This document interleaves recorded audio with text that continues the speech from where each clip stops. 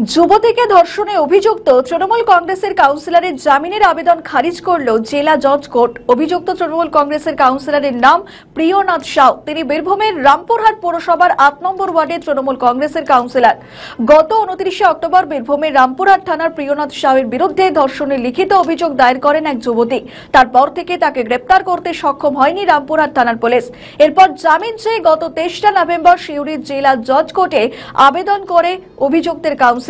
আর সেই আবেদনের পরিপ্রেক্ষিতে ১৩ নভেম্বর হিয়ারিং ছিল, কিন্তু ১৩ নভেম্বর অভিযুক্তের আইনজীবী আদালতের কাছে সময় চেয়ে আবেদন করেন।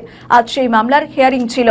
মামলার অভিযুক্ত কাউন্সিলর প্রিয়নাথ সাউয়ের জামিনের আবেদন খারিজ করে দেন বিচারক। এদিকে যুবতীর অভিযোগ, অভিযুক্ত কাউন্সিলর প্রকাশ্যে বুক ফুলিয়ে ঘুরে বেড়াচ্ছে, হুমকি দিচ্ছে, অথচ রামপুরহাট থানার পুলিশ বা তদন্তকারী আধিকারিক তাকে খুঁজে পাচ্ছেন না।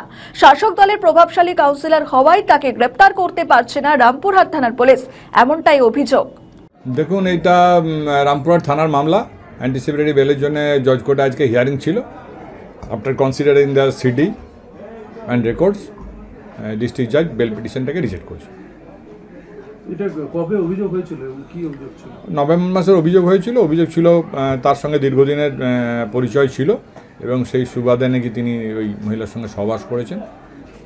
পরবর্তী ক্ষেত্রে ওনার বিয়ে হয়েছিল, স্বামীকেও ভয়টয় দেখিয়েছে।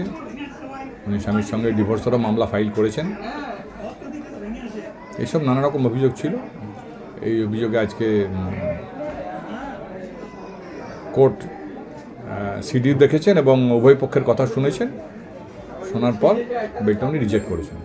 কি কি ধারা দেওয়া, মানে ধর্ষণের মামলা কি দেওয়া? হ্যাঁ, ধর্ষণের মামলা ছিল এবং আপনার প্রলোভন দেখিয়ে বিয়ে করার প্রতিশ্রুতি দিয়ে বিয়ে করার একটা সেকশন ছিল। ওই মহিলা পুলিশ সুপারকে অভিযোগ করেছিলেন না, মহিলা আজও কোর্টে ছিলেন। তো হুমকি দেওয়া হচ্ছে, মহিলা আজও কোর্টে ছিলেন, কিন্তু সেই মর্মে কোনো কাগজপত্র দেখাতে পারেননি। কি হলো? মহামান্য আদালতে আজকে আমার যার প্রতি অভিযোগ রয়েছে, তো সে বেলের আবেদন জানিয়েছিলেন। তো মহামান্য আদালত সঠিক ন্যায় নিয়েছেন এবং ওর বেলটা রিজেক্ট হয়েছে। আপনি যে অভিযোগগুলো করেছিলেন প্রিয়নাথ সাউ, তো সেই অভিযোগগুলো বারংবার বলেছেন এগুলো মিথ্যা অভিযোগ, হ্যাঁ বলবেন? আমি মিথ্যা অভিযোগ কোনোটাই করিনি, সবটাই সত্যি এবং সেটা মহামান্য আদালত সঠিক বিচার করেছেন, তাই উনি এইরকম রায় দিয়েছেন। তা আমি মহামান্য আদালতের কাছে কৃতজ্ঞ যে উনি ব্যাপারটাকে সঠিকভাবে বিবেচনা করে রায়টি দিয়েছেন। পুলিশ তো এখনও গ্রেপ্তার করেনি। পুলিশের কাছ থেকে আমি কোনো রকম সাহায্য পাইনি। বিগত ২৯ তারিখ আমি এফআইআরটা দায়ের করেছিলাম, কিন্তু এখনও অবধি পুলিশ কোনো রকম অ্যারেস্ট করেনি। প্রকাশ্য রাস্তায় সে ঘুরে বেড়াচ্ছে এবং তার প্রতি কোনো তদন্ত তো দূরের কথা, তাকে এখনও ধরাই, পুলিশ নাকি বলছে তাকে দেখাই যাচ্ছে না, কিন্তু আমরা দেখছি প্রকাশ্য রাস্তায় সে কিন্তু ঘুরে বেড়াচ্ছে। পুলিশের কাছ থেকে কোনো রকম সাহায্য আমি পাইনি। পুলিশের তরফ থেকে কি যোগাযোগ করা হয়েছিল আপনার সঙ্গে? পুলিশের তরফ থেকে যেটুকু যোগাযোগ হয়েছিল, কিন্তু সেটা এমনি ফর্মালিটি। আমি যেটুকু বুঝলাম যে ওরা এই ব্যাপারে হয়তো শাসক দলের প্রভাবশালী নেতা ছিল, সেই জন্য হয়তো ওর প্রতি পুলিশ কিছু ব্যবস্থা নিচ্ছে না, কিন্তু পুলিশের কোনো সাহায্য আমি পাইনি। আপনি কি রামপুরহাটের যিনি বিধায়ক আছেন তার সঙ্গে কথা বলেছিলেন বিষয়টি নিয়ে? হ্যাঁ, আমি বিধায়ক স্যারের সাথে কথা বলেছিলাম। উনি আমাকে আশ্বাস দিয়েছিলেন যে যেরকম আইনের রাস্তায় চলবে সেইভাবে উনি আশ্বাস দিয়েছিলেন। তো ওনার সাথে আমার কথা হয়েছে, তো এইভাবে উনি আমাকে বলেছিলেন।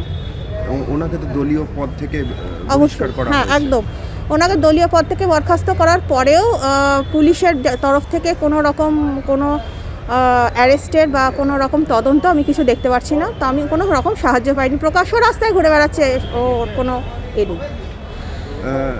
এই আপনার যে অভিযোগ দায়ের করা, তারপরে কি এখনো পর্যন্ত আর কোনো হুমকি দেওয়া বা আপনার বাড়িতে চড়াও হওয়ার ঘটনা এরকম কিছু ঘটেছে? রীতিমতো আমি এমনকি রামপুরহাট কোর্টে যখন 164 করে এলাম, সেই দিন রাতেই আমার ওপর হুমকি হয়েছে এবং প্রকাশ্য রাস্তায় আমাকে থ্রেট দেওয়া হয়েছে। সেটাও আমি ডায়েরি করে এসেছি রামপুরহাট থানাতে। তো তার বিরুদ্ধে এখনও কোনো ব্যবস্থা নেওয়া হয়নি। মানে মূলত বলা যেতে পারে প্রশাসন নিশ্চুপ। একদম, প্রশাসন নিশ্চুপ, কিন্তু আমি মহামান্য আদালতের ওপর ভরসা রেখেছিলাম যে উনি ন্যায় বিচার করবেন। তো ন্যায় বিচার হয়েছে, তো আমি তার জন্য কৃতজ্ঞ। ওনাকে তো পদ থেকে বহিষ্কার করা হয়েছে, তাহলে কাদের জন্য পুলিশ এরকমভাবে চুপ করে রয়েছে, কি মনে হচ্ছে আপনার? হয়তো সাময়িক হয়তো বহিষ্কার করা হয়েছে, কিন্তু হয়তো ভেতর ভেতর ওনারা মদত দিচ্ছেন, নয়তো পুলিশের ব্যাপারটা আমি বুঝতে পারছি না কেন যে পুলিশ অ্যারেস্ট করছে না। কারণ সাধারণ মানুষ হলে হয়তো এতদিন অ্যারেস্ট হয়ে যেত, উনি যেহেতু একজন প্রভাবশালী নেতা এবং এখনও বীর দর্পে ঘুরে বেড়াচ্ছেন, তো আমি বুঝতে পারছি না কেন অ্যারেস্ট হননি। আমাদের ভিডিও ভালো লাগলে লাইক ও শেয়ার করুন, কমেন্ট সেকশনে আপনাদের মতামত জানান। আরও ভিডিও পেতে আমাদের চ্যানেলটিকে সাবস্ক্রাইব করুন এবং প্রতি মুহূর্তে খবরের আপডেট পেতে প্রেস করুন বেল আইকন।